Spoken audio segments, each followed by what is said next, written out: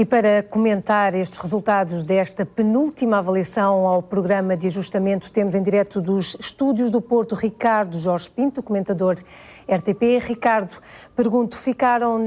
esta foi uma das mais curtas, ou mesmo a mais curta avaliação da Troika, ficaram muitas questões em aberto, podemos estar a falar de mais medidas de austeridade?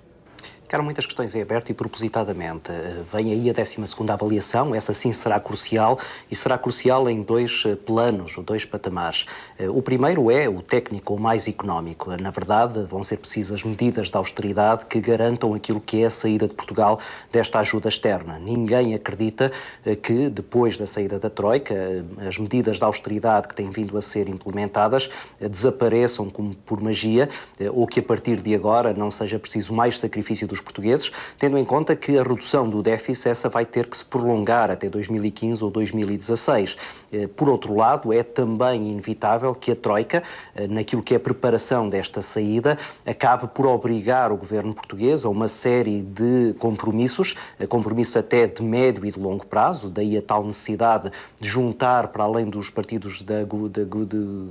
aliança governativa, também o Partido Socialista, para que haja alguma segurança relativamente àquilo que é a continuidade desse trajeto de redução do déficit. Mas depois há um outro patamar, que é o patamar político. Estamos nas vésperas de umas eleições europeias, onde, inevitavelmente, se vai falar mais daquilo que é o estado da governação, se vai falar muito daquilo que é o modelo de saída deste plano de ajuda, do que verdadeiramente sobre aquilo que é o projeto europeu. E daí até o cuidado por parte do PSD e do CDS de irem buscar candidatos que, na verdade, não estão completamente alinhados com aquilo que é esta governação PSD-CDS. É conhecido que Paulo Rangel tem algumas divergências relativamente a Pedro Passos Coelho sobre aquilo que é a estratégia económica, nomeadamente considerando que estas medidas de austeridade, por vezes, têm que ser um pouco mais moderadas para atender àquilo que é a situação social, e sabemos também que Nuno Melo não é exatamente a pessoa mais sintonizada, por exemplo, com Paulo Portas, no que diz respeito àquilo que é a necessidade de insistir numa redução progressiva do peso do Estado. E daí que, propositadamente, se tenha deixado para esta 12ª avaliação aquilo que politicamente vai ser mais relevante e aquilo que também, do ponto de vista técnico, do ponto de vista económico, acaba por ser mais determinante para que os nossos credores acreditem ou não acreditem na nossa capacidade de poder recorrer aos mercados sem precisar de continuar a ter ajuda por parte do Banco Central Europeu ou por parte do FMI. Antes de irmos a esta lista conjunta do PSD e do CDS, queria perguntar também, nessas medidas para fechar na 12ª avaliação, pode estar os cortes salariais definitivos que alegadamente teriam sido uma das exigências da Troika para fechar o programa de ajustamento? Sim, essa matéria tem sido deixada de lado em cada pergunta que é dada, que é feita ao Primeiro-Ministro, em cada possibilidade que ele tem de fazer um esclarecimento, e teve, por exemplo, no último fim de semana, no Congresso do PSD, um palco privilegiado para abordar essa matéria e acabou por a contornar, porque, na verdade, é uma matéria muito delicada. O Primeiro-Ministro sabe que tem duas dificuldades. A primeira diz respeito ao Tribunal Constitucional. Não sabemos ainda que decisão é que o Tribunal Constitucional irá ter sobre algumas das medidas que estão inscritas no Orçamento de Estado para este ano. Não sabemos, por exemplo, se a contribuição extraordinária de solidariedade que Cavaco Silva agora retirou daquilo que era a possibilidade de uma fiscalização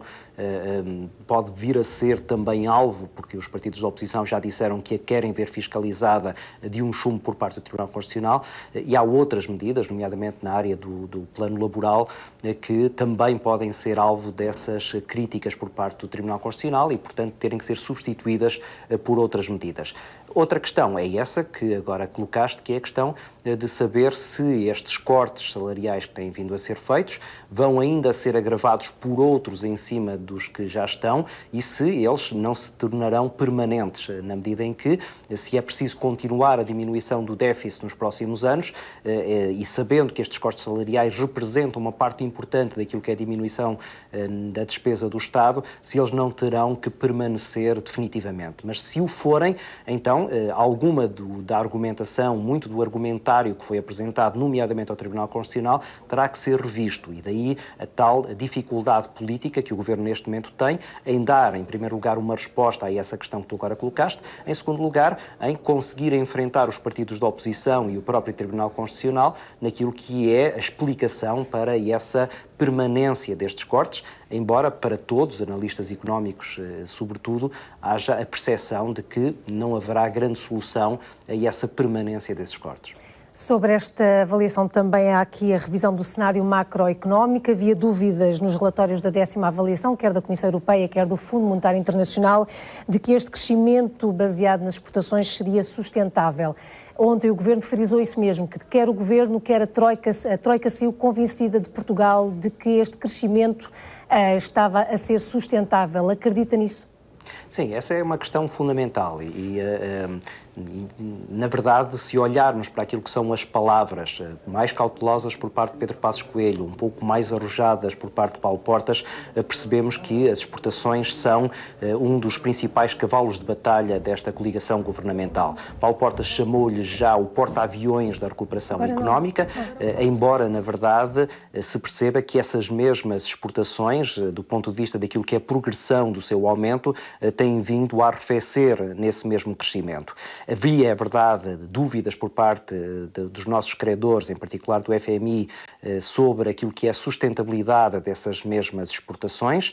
Aparentemente, o Governo terá sido clarificador relativamente a essa matéria, aparentemente também até convincente, ao ponto de responsáveis do FMI já virem admitir que, na verdade, olhando para aquilo que é o cenário de médio e de longo prazo, as exportações poderão continuar a ser uma alavanca muito importante daquilo que é o crescimento da economia. O problema é que nós sabemos que as exportações, por muito que cresçam, e têm crescido bastante porque elas estavam em patamares muito baixos, têm que ser também complementadas com aquilo que é a procura interna. E aí, na procura interna, há muito maiores dúvidas. Em primeiro lugar, porque o desemprego, embora tenha vindo a diminuir, ainda não chegou aos patamares onde, na verdade, poderá ser uma alavanca importante desse aumento do consumo interno. Por outro lado, porque a própria confiança dos consumidores, como se viu ainda num índice que surgiu esta semana, não está ainda tão otimista como as palavras dos responsáveis do Governo. Sobre as eleições europeias, foi apresentado hoje esta aliança entre o PSD e o CDS, este acordo. Era o esperado ou será que este acordo pode penalizar um dos dois partidos ou os partidos nestas eleições? Era indispensável. É indispensável, em primeiro lugar, porque PSD e CDS tinham que dar para fora, sobretudo, a imagem de que estão juntos, unidos e sólidos neste entendimento à volta daquilo que é a estratégia governativa. Se neste momento eles aparecessem em listas separadas, tendo que concorrer, por muito que se entendessem nas palavras, a verdade é que eles seriam concorrentes e, ao serem concorrentes, davam para o exterior a ideia de que os dois partidos que estão na governação, na verdade, têm divergências que os levam a não poderem subscrever um mesmo programa eleitoral. Em segundo lugar, era importante para Paulo Portas e Pedro Passos Coelho darem também, ou fazerem aqui um teste daquilo que é a solidez desta coligação em termos eleitorais, até porque essa é uma das possibilidades pode vir a ser repetida nas eleições legislativas. Há quem diga que se este cenário macro e microeconómico que Portugal está neste momento a viver se prolongar até 2015, a probabilidade de CDS e PSD aparecerem conjuntamente para as eleições legislativas é maior. Isto é, se as coisas correrem bem, Paulo Portas e Pedro Passos Coelho vão querer subir aos mesmos palcos de comícios. Se não correrem tão bem, é natural que queiram ir em listas próprias, até para medir forças e perceber exatamente quanto é que vale cada um num cenário previsível de derrota contra o Partido Socialista. A escolha dos candidatos diz também respeito a essa mesma estratégia. Foram buscar duas figuras, Paulo Rangel e Nuno Melo, que no Parlamento Europeu se têm entendido em várias áreas e que, portanto, mais facilmente poderão também ter uma estratégia comum para esta campanha, que já se percebeu vai ser uma campanha particularmente difícil, tendo em conta que os portugueses vão estar muito mais interessados em avaliar aquilo que é o resultado desta desta governação, com todas estas medidas impopulares de austeridade, do que verdadeiramente validar aquilo que é o projeto europeu, quer desta coligação, quer do Partido Socialista, encabeçado por Francisco Assis. Pergunto ainda, temos Nuno Melo no 4º lugar da lista, Diogo Feio no 8º, correndo o risco de não ser eleito. Havia outra forma, digamos assim, de negociar estes lugares? Haveria, mas esta parece-me ser a mais justa e aquela que, apesar de tudo, dá alguma vantagem ao CDS. Eventualmente,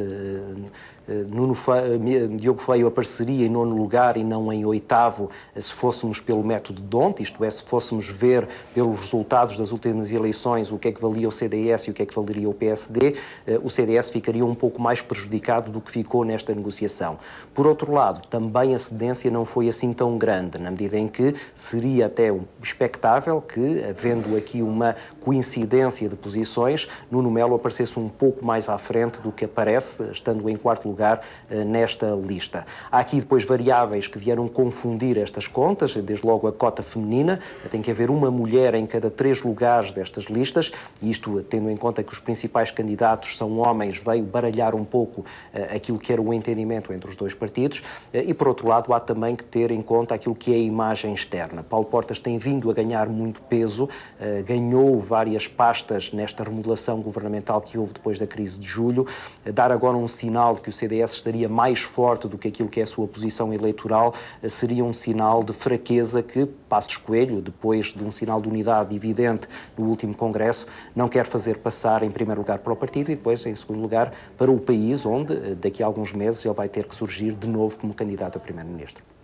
Obrigada, Ricardo Jorge Pinto, comentador RTP, a analisar aqui esta aliança entre o PSD e o CDS às eleições europeias, mas também a análise à penúltima avaliação da Troika.